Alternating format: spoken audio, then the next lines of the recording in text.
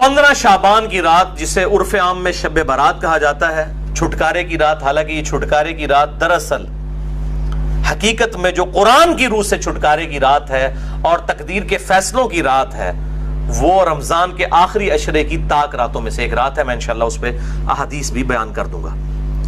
बहरहाल ये 5 अहादीस पब्लिक में मशहूर हैं, 5 की 5 ज़ईफ हैं। सुन लीजिए। पहली हदीस जामिया तिरमिज़ी और सुनन इब्न माजा से है, मिशकात में है 1299, बड़ी मशहूर हदीस है। अम्मा आयशा रज़ियल्लाहु ताला अन्हा कहती हैं, आप सल्लल्लाहु अलैहि वसल्लम को मैंने एक रात बिस्तर पे नहीं पाया, तो मैं आपको ढूंढते हुए निकली, तो आप सल्लल्लाहु अलैहि वसल्लम बकी गरकत तशरीफ ले गए थे, बकी कब्रिस्तान में, और आप सल्लल्लाहु अलैहि वसल्लम ने वहाँ पर यानी दुआ फरमाई। और अम्मा आयशा कहती हैं कि मैं आप सल्लल्लाहु अलैहि वसल्लम से पहले ही वापस आ गई, तो आप सल्लल्लाहु अलैहि वसल्लम ने मुझसे मुखातिब होकर फरमाया कि क्या तुमने ये गुमान किया था कि अल्लाह और उसका रसूल तुमसे ख़यानत करेंगे? यानी सांस फूला हुआ था, तो आपको पता चल गया कि ये मेरे पीछे आई थी। यानी मुराद ये कि तुम ये समझी कि मैं किसी और ज़ौजा के पास चली गई, और वही अम्मा आयशा ने कहा कि हाँ मैं यही समझी थी। तो आपने फरमाया ये बेशक निस शाबान की रात है, यानी 15वीं रात है शाबान की, 14 और 15 की दरमियानी रात। इस रात अल्लाह ताला आसमान दुनिया पर नुज़ूल फरमाता है, जैसा कि उसकी शान के लायक है, और बनी कल्ब की बकरियों के बालों से भी ज्यादा लोगों की मगफिरत कर देता है। लेकिन यह रवायत है ज़ईफ। डॉक्टर तारुल कादरी साहब ये रवायत पढ़ते पढ़ते ठटक गए, क्योंकि इसके आगे लिखा था इमाम तिरमिज़ी ने कि रवायत जाली है। लेकिन ये उलमा इतने बेशर्म हैं और बिल्कुल ख्याल नहीं करते हैं कि आधी हदीसें पढ़ते हैं, और चले कोई जाहिल हो तो हम उसको बेनिफिट ऑफ डाउट दे सकते हैं, लेकिन अगर कोई आलिम इस तरह की काम करेगा तो उसको तो फिर हम नहीं छोड़ेंगे। ये बेशर्मी की इंतहा है और इल्मी खयानत की इंतहा है। ठटक गए। आगे के अल्फाज है, इमाम तिरमिज़ी कहते हैं कि ये रवायत मुनक़ते है, सबसे शदीद जरा है कि रावियों की मुलाकात ही नहीं है आपस में। और वो कहते हैं इसमें जो तबा ताबी है याहिया बिन कसीर, उसकी मुलाकात ताबी उर्वा से साबित नहीं, जो सईदा आयशा के भांजे थे, और जो तबा ताबी है हज्जाज, उसकी मुलाकात याहिया बिन कसीर से समा साबित नहीं है। और फिर साथ इमाम तिरमिज़ी ने लिखा कि मैंने अपने उस्ताद इमाम बुखारी रहमहुल्लाह ताला, जिन्होंने सही बुखारी लिखी है, उनसे जब इस हदीस के बारे में पूछा तो उन्होंने भी कहा यह हदीस सही नहीं है, यह हदीस ज़ईफ है, और ये सारे सुकम उन्होंने बताए। अलबत्ता एक हदीस है सही मुस्लिम में 2256, जिसमें रात का तो जिक्र नहीं कि ये कौन सी थी, बहरहाल ये अल्फाज मौजूद है सही मुस्लिम 2256 कि आप सल्लल्लाहु अलैहि वसल्लम एक दफा रात को उठ के कब्रिस्तान बकी गरकत चले गए। 3 दफा यूं हाथ उठाकर आपने दुआ की, बड़ी लंबी दुआ की। अम्मा आयशा भी पीछे पहुंची, और फिर बाद में पहले ही वो आ गई अपने बिस्तरे पे, सांस फूला हुआ था। आपने फरमाया कि तू मेरे पीछे आई थी, तूने क्या समझा अल्लाह और उसका रसूल खयानत करेंगे? सेम वही अल्फाज है। फिर आपने फरमाया कि जब तुम सोई हुई थी, लेटी हुई थी, मैंने गुमान किया कि तुम सो गई हो, मेरे पास जिब्राइल आए थे, उन्होंने मुझे अल्लाह का पैगाम दिया कि जाकर बकी गरकत में जो दफन है मुसलमान, उनके लिए दुआए मगफिरत करें। तो मैं उनकी दुआए मगफिरत के लिए बकी गरकत कब्रिस्तान में आया और 3 दफा हाथ उठा के दुआ की। इससे यह भी बात पता चली कि बाज जो सलफी उलमा का यह मौकिफ है कि कब्र के सामने हाथ उठा के दुआ नहीं कर सकते, वो बिल्कुल बातिल है। कब्र के सामने हाथ उठा के दुआ कर सकते हैं, और उसमें यह नहीं है कि वो कब्र वाले से मांग रहे हैं, वो आप अल्लाह ही से मांग रहे हैं। नबी सल्लल्लाहु अलैहि वसल्लम ने बकी गरकत कब्रिस्तान में 3 दफा हाथ उठा के दुआ की, सही मुस्लिम 2256। बल्कि अल मुस्तदरक लिल हाकिम में मौजूद है कि तुम्हारा रब हया फरमाता है उस शख्स से जो हाथ उठा के दुआ करे कि उसे महरूम लुटाए। हाथ उठा के दुआ करना ये अफजल अमल है, और आप हर दुआ के लिए, इवन नमाज के बाद भी आप इज्तिमाई दुआ की बात नहीं कर रहा, अलग से जो आप दुआ हाथ उठा के करें तो ज्यादा बेहतर है। ना भी उठाएं तब भी ठीक है। हम टॉयलेट में जाते हो तो हाथ उठा के दुआ करने तो नहीं जाते, करके जाते, या बिस्मिल्लाह जो हम पढ़ते हैं खाने से पहले हाथ उठा के तो नहीं। दोनों तरीके से बेहतर है कि आप हाथ उठा के करें, उससे बगैर भी बिल्कुल साबित है। देख ले, मैं साथ कितने छोटे छोटे मसाइल बता देता हूं। और यही जो मुस्लिम की हदीस है 2256, इसी में वो दुआ है, अस्सलामु अलैकुम अहलद दियार मिनल मुमिनीन वल मुस्लिमीन व इन्ना इंशाअल्लाहु बिकुम ललाहिकून नसअलुल्लाह लना व लकुमुल आफिया। जो कब्रिस्तान जाने की दुआ है कि ए इस कब्रिस्तान के रहने वाले मुसलमान मर्दो औरत, मोमिनीन मर्दो औरत, हम तुम पर सलामती भेजते हैं, और हम तुमसे अल्लाह के हुजूर जो है वो आफियत का सवाल करते हैं। बेशक हम भी मर के तुम्हारे पास आने वाले हैं, अपने लिए भी और तुम्हारे लिए भी अल्लाह के हुजूर हम आफियत का सवाल करते हैं। دوسری حدیث شعب الایمان، امام بیہقی کی کتاب میں ہے 1305، مشکات کے اندر اس کا نمبر ہے، اور یہ ویسے پرائمری کتاب ہے امام بیہقی کی شعب الایمان۔ ام عائشہ کہتی ہیں کہ 15 شعبان کی رات تھی، اس کے بارے میں آپ صلی اللہ علیہ وآلہ وسلم نے فرمایا کہ 15ویں رات کو اس سال پیدا ہونے والے اور اس سال فوت ہونے والوں کے نام لکھ دیے جاتے ہیں، اسی رات اعمال اوپر چڑھتے ہیں اور لوگوں کا رزق بھی لکھ دیا جاتا ہے۔ یہ سارے فضائل قرآن کے اندر سورہ القدر سورت نمبر 97 میں تقدیر کے فیصلے کی رات اور سورہ الدخان کے اندر شب قدر کے بارے میں آئے ہیں۔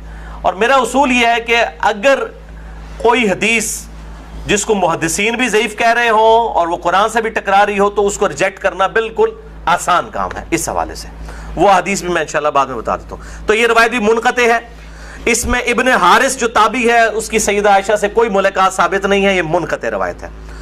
اور دوسرے طریق میں ابن کثیر العبدی ضعیف راوی ہے۔ البتہ جو شعبان میں اعمال اللہ کے حضور چڑھائے جاتے ہیں وہ حدیث ٹھیک ہے، سنن نسائی 2359 جو ہم آلریڈی ڈسکس کر چکے ہیں۔ تیسری حدیث سنن ابن ماجہ سے ہے 1306، مشکات کے اندر اس کا نمبر ہے، اور اس حدیث کو وہ ضعیف جمع ضعیف برابر ہے حسن کا فارمولہ لگا کے شیخ البانی نے صحیح کہا ہوا ہے۔ اور اس میں مجھے ایک لطیفہ بھی ضمناً یاد آ گیا، آج سے کئی سال پہلے اسلام آباد میں ایک اہل حدیث عالم جو ہے وہ بریلویوں پہ گرج رہے تھے، یہ بدعت ہے اس رات میں عبادت کرنا، کوئی ثابت نہیں، کوئی حدیث نہیں۔ تو میں نے ان کو ایک چٹ لکھ کے بھیجی کہ آپ کے جو روحانی ابا جان ہے محدث اعظم سعودیہ شیخ ناصر الدین البانی، انہوں نے تو یہ سنن ابن ماجہ کی روایت کو جو مشکات میں 1306 ہے اس کو تو صحیح کہا ہوا ہے، تو مہربانی کر کے یہ جتنا غصہ ہے یہ البانی پہ بھی نکالیں آپ۔ تو اگر آپ کہتے ہیں اس کی اجتہادی غلطی ہے تو ان بیچاروں کو بھی اجتہادی غلطی کہہ کے چھوڑ دیں، یعنی آپ نے دوگلی پالیسی کیوں رکھی ہے؟ یا کم از کم پبلک کو بتائیں تو صحیح۔ لے جی بے شرمی کی انتہا، اس بندے نے چٹ بھی پڑھی ہے لیکن بیان نہیں کیا۔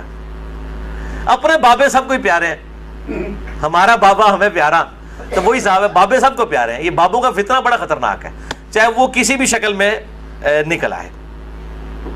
تو یہ مجھے ضمناً بات یاد آ گئی اسی حدیث کے حوالے سے۔ ابو موسیٰ اشعری رضی اللہ تعالیٰ عنہ کہتے ہیں کہ نبی صلی اللہ علیہ وسلم نے فرمایا، بے شک اللہ تعالیٰ شعبان کی 15ویں رات اپنے بندوں پر خصوصی توجہ فرماتا ہے اور تمام مخلوق کو بخش دیتا ہے سوائے نمبر 1 مشرک کے اور نمبر 2 کینہ رکھنے والے کے۔ یہ انتہائی سخت ضعیف روایت ہے اور اس میں کئی حکم ہیں۔ نمبر 1 زبیر بن مسلم اور عبد الرحمن مجہول راوی ہیں، ان نون راوی ہیں، جن کا کوئی یعنی لاپتہ راوی ہیں، جن کا کوئی تعارف نہیں ہے۔ دوسرا ابن لہیہ اور ولید بن مسلم، یہ دونوں مدلس ہیں اور عام سے روایت کر رہے ہیں اور سما کی تصریح کوئی نہیں ہے۔ اور شیخ زبیر صاحب نے مشکات 1306 کے فٹ نوٹ پہ لکھا کہ اس کی جو سند ہے یہ ظلمات میں ڈوبی ہوئی ہے، یعنی کسی صورت ہی حسن درجے تک نہیں پہنچتی ہے، یہ تو ضعیف میں بھی سخت ترین ضعیف روایت ہے۔ اور اس میں پھر اب وہ 11,000 وولٹ والی روایت یہاں پہ بیان کر دوں جو کہتے ہیں ہم صحیح اور ضعیف کا فرق نہیں کرتے، اور میری مجبوری ہے، اس کے بغیر یہ دماغ میں ڈرل نہیں ہوتا یہ روایت میں بیان نہ کروں تو۔ مشکات میں ہے 4902 مسند احمد اور امام بخاری کی الادب المفرد کے حوالے سے۔ امام بخاری کی بھی ساری حدیثیں صحیح نہیں ہیں، صرف صحیح بخاری کی روایتیں صحیح ہیں، الادب المفرد میں یہ ضعیف روایت ہے۔ اور اگر ہم وہ ڈاکٹر تعلق قاضی صاحب کہتے ہیں ہم امام حنیفہ کے مقلد ہیں، آپ بخاری کے مقلد ہیں، اگر ہم بخاری کے مقلد ہو تو اس روایت کو صحیح مانیں۔ مشکات میں 4902 ہے کہ جو شخص اپنے جہلی نسب پر فخر کرے تو اس کو پھر تم کہو کہ تم اپنے جہلی نسب پہ فخر کرتے ہو، اسے کہو کہ اپنے باپ کی شرمگاہ کاٹ کے اپنے منہ میں رکھ لے، نعوذ باللہ من ذالک۔ اور یہ بات اس سے کنایے سے نہ کرو، ڈائریکٹ کرو۔ اتنی بےہودہ بات آپ صلی اللہ علیہ وسلم کبھی کہہ سکتے ہیں؟ وَإِنَّكَ لَعَلَىٰ خُلُقٍ عَظِيمٍ، اخلاق کے بلند ترین درجے پہ فائز۔ اور بخاری اور مسلم کی حدیث کہ آپ صلی اللہ علیہ وآلہ وسلم میں کنواری لڑکیوں سے زیادہ شرم و حیا تھی، وہ اس قسم کی بات کر سکتے تھے؟ اس میں بھی یہی حکم ہے، اس میں حسن بصری مدلس ہیں اور ان سے روایت کر رہے ہیں، اور صحیح مسلم کے مقدمے میں موجود ہے کہ مدلس کی ان والی روایت سما کی تصریح کے بغیر ضعیف ہوگی۔ مسئلہ نمبر 36 میرا سن لیں، ضعیف الاسناد اور من گھڑت احادیث کے فتنے کا تحقیقی جائزہ، جسے شوق ہو تو یہ میں نے الزامی جواب پھکی کے طور پہ یہ اینٹی وانم دیا تھا، یہ والی روایت۔ چوتھی حدیث مسند احمد سے ہے، مشکات میں ہے 1307، عبداللہ ابن عمر بن عاص، سیم الفاظ ہیں وہی کہ 15ویں رات کو سب کی مغفرت ہو جاتی ہے، لیکن اس میں الفاظ ہیں سوائے خودکشی کرنے والے کے اور کینہ رکھنے والے کے. لیکن اس میں ابن لہیہ جو ہے وہ مدلس، اس میں تو نہیں ہے، ویسے وہ مدلس راوی ہیں، لیکن اس میں ان کی یہ روایت اختلاط کے بعد کی ہے، یعنی جب ان کا حافظہ بگڑ گیا تھا. یہ امام حاکم نے المستدرک الحاکم میں کئی روایتوں کو بخاری مسلم کی شرط پہ صحیح کہا ہے، اور بات بھی صحیح ہے کہ بخاری اور مسلم کے راویوں سے وہ حدیثیں ہیں، لیکن ان میں کئی راوی ایسے ہیں، کئی صحابہ بھی ایسے ہیں کہ وفات سے پہلے وہ اپنی حدیثوں کو مکس کر جاتے تھے، حافظہ کمزور پڑ گیا. تو اگر راوی ثقہ ہو، بعد میں اس کا حافظہ بگڑ جائے، تو اس کے حافظہ بگڑنے سے پہلی والی روایتیں جو ہوں گی وہ صحیح ہوں گی، بعد والی ضعیف ہوں گی. یہ بعد والی ہے کیوں؟ جو راوی ان سے یہ روایت بیان کر رہا ہے اس کی ملاقات ان کا حافظہ بگڑنے کے بعد ہوئی ہے، وہ پہلے کا راوی نہیں ہے. اسی وجہ سے امام حاکم کی کئی روایتیں جن کو وہ بخاری اور مسلم کی شرط پہ صحیح کہتے ہیں وہ ضعیف ہو جاتی ہیں. یہ میں آپ کو ٹیکنیکل پوائنٹ بتا رہا ہوں. وہ حضرت آدم کی توبہ قبول ہونے والا جو واقعہ ہے نبی صلی اللہ علیہ وآلہ وسلم کے وسیلے سے، مسئلہ نمبر 43 میں بھی میں نے بتایا ہے، وہ روایت جو ہے وہ امام حاکم نے تو بخاری مسلم کی شرط پہ صحیح کہا ہے، لیکن وہ روایت تو ضعیف ہے اور سخت ضعیف روایت ہے. تو یہ چیزیں خیال رکھی جائیں. اور یہاں پہ میں ایک ضمناً اور بات بھی عرض کر دوں کہ یہ اہل تشیع کے ہاں بھی شعبانیہ منایا جاتا ہے 15 شعبان کی رات کو. وہ شب برات نہیں منا رہے ہوتے ہیں، وہ امام محمد بن حسن عسکری کا یوم ولادت مناتے ہیں.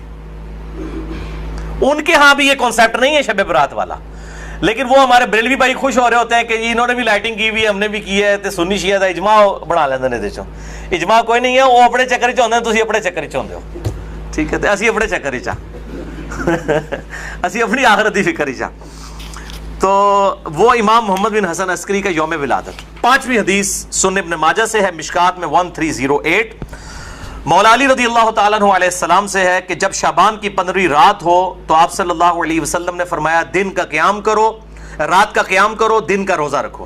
اب دن کا روزہ الگ سے صحیح مسلم وہ 27 جو 45 نمبر حدیث تھی اس سے ثابت ہے، اس کی وجہ سے میں نہیں، وہ الگ سے، کیونکہ غروب آفتاب سے طلوع فجر تک آسمان دنیا پر اللہ تعالیٰ نزول فرماتا ہے اور کہتا ہے کوئی مغفرت کا طالب کہ میں اسے بخش دوں، ہے کوئی رزق مانگنے والا کہ میں اسے عطا کروں، ہے کوئی عافیت چاہنے والا کہ اسے عافیت دوں.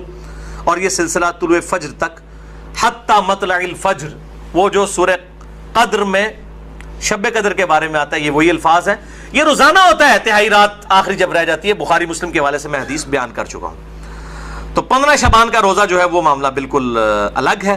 اس حوالے سے اور کئی روایتیں ہیں. شیخ زبیر علی زئی رحمہ اللہ تعالیٰ نے ایک پورا مضمون لکھا تھا جو مقالات کی پہلی جلد کے اندر وہ مضمون موجود ہے، جسے شوق ہے تو وہ پڑھ سکتا ہے. 14-15 صفحوں کا مضمون ہے جس میں انہوں نے یہ ساری بحثیں اس کی ضعیف روایتوں کے حوالے سے کی ہیں، اور انہوں نے ہی ایک صحیح قول بھی ایک تابعی کا لکھا. لیکن چونکہ تابعی کا قول مقطوع ہوتا ہے اور تابعی اگر کوئی غیب کی بات کرے گا تو وہ ضروری نہیں کسی صحابی سے سنی ہو، وہ کسی دوسرے تابعی سے بھی سن سکتا ہے. صحابی کی غیبی خبر جو ہے نا بیان کی ہوئی وہ امپلائڈ ہے کہ نبی صلی اللہ علیہ وآلہ وسلم سے سنی ہے. صحابی کی جو مرسل ہے وہ ایکسیپٹیبل ہے، اسے ہم موقوف روایت کہتے ہیں. تابعی کی مرسل ایکسیپٹیبل نہیں، اس کو ہم مقطوع کہتے ہیں. یہ غیبی خبر سے متعلق ہے، لیکن یہ تابعی تک قول ثابت ہے. اس کا مطلب یہ ہوا کہ اس زمانے میں بھی یہ مسئلہ موجود تھا. مکحول تابعی ہیں شام کے، یہ مشہور تابعی ہیں، اور ان کے بارے میں مشہور ہے کہ اکثر مرسل روایتیں چھوٹے ہوئے واسطوں والی بیان کرتے تھے. شعب الایمان امام بیہقی کی کتاب میں انٹرنیشنل نمبر کے مطابق 3671 نمبر یہ روایت ہے. وہ کہتے ہیں کہ 15ویں شعبان کو اللہ تعالیٰ زمین والوں کی طرف متوجہ ہوتا ہے 15ویں شعبان کی رات کو، اور کافر اور کینہ رکھنے والے کے سوا سب کو بخش دیتا ہے. اب یہ روایتیں اتنی زیادہ ہیں کہ اس کی وجہ سے بعض اہل حدیث علماء کا بھی یہ موقف ہے کہ کچھ نہ کچھ اس کی اصل موجود ہے. اکثر تو نہیں مانتے لیکن کچھ اہل حدیث علماء بھی مانتے ہیں، اور دیوبند بریلوی تو ویسے ہی مانتے ہیں. اور میرا موقف شروع سے جو تھا وہی ہے کہ میں ہمیشہ فتویٰ نہیں لگاتا، خود کرتا نہیں ہوں، کسی پہ فتویٰ نہیں لگاتا. میرا مسئلہ نمبر 44 پرانا بھی سن لیں اور اب یہ نیا بھی آج ریکارڈ ہو رہا ہے. میرا موقف وہی تھا 5 سال پہلے بھی، اور باقی میں خود کیوں نہیں کرتا، جب تک کوئی چیز اتھینٹیکیٹ نہ ہو جائے تو نہیں کرنی چاہیے. یہ اکثر کہتے ہیں نیکی کا کام ہے، خیر ہے کرنے دو جی. لوگ سال کے بعد اگر کوئی نکلی ہے عبادت کے لیے، تو میرے بھائی سال کے بعد لوگ عید کی نماز کے لیے نکلتے ہیں، تو آپ عید کی اذان کیوں نہیں دیتے ہیں لوگوں کو بلانے کے لیے؟ نہیں جی ثابت نہیں ہے. تو کیا ثابت نہ ہوئی تو کیا ہوا, گناہ کا کام تو نہیں ہے, دے دیا کرے اذان. سال بعد لوگوں نے عید پڑھنے کے لیے نکلنا ہوتا ہے. پکیجے الزامی جواب, اینٹی وینم, لاجیکل آنسر. تو کہیں گے نہیں جی ثابت نہیں. بھئی آپ کا تو فارمولہ تھا ثابت ہو یا نہ ہو, نیکی کا کام ہے تو کر لیں. تو عید کی اذان دے دیں, جنازے کی اذان دے دیں, کیوں نہیں دیتے؟ کہتے ہیں جی نبی صلی اللہ علیہ وآلہ وسلم سے ثابت نہیں. ہم بھی یہی کہہ رہے ہیں. اور پھر اس حدیث کو بھی یاد کر لیں جو صحیح مسلم میں 2684 اور مشکات میں 2052 ہے کہ آپ صلی اللہ علیہ وآلہ وسلم نے جمعے کے دن کو اور جمعے کی رات یعنی شب جمعہ کو قیام کے لیے مخصوص کر لینا, یعنی میں نے صرف یہ اسی میں ہی قیام کرنا ہے, اس سے منع فرمایا ہے. اور الا یہ کہ کسی کے روزے پہلے سے چلتے آ رہے ہوں یا کوئی پرٹیکولر روزہ آ جائے, جس طرح 10 محرم کا روزہ آ گیا یا یوم عرفہ کا, وہ رکھ سکتا ہے, اس کے علاوہ نہیں. اور بیسیکلی مقصد تھا مخالفت یہود و نصارہ کی. یہودیوں نے ہفتے کے دن کو مخصوص کیا اور عیسائیوں نے اتوار کو, تو کہیں مسلمان جمعہ ہی نہ پھاڑ لین خالی, اور پھر بھی مسلمان بعض نہیں ہے انہوں نے جمعہ پھاڑ لیا ہے, خیال ہونا پھر بھی کوئی نہیں کیا. وَلِعَوْذُ بِاللَّهِ تَعَالَى.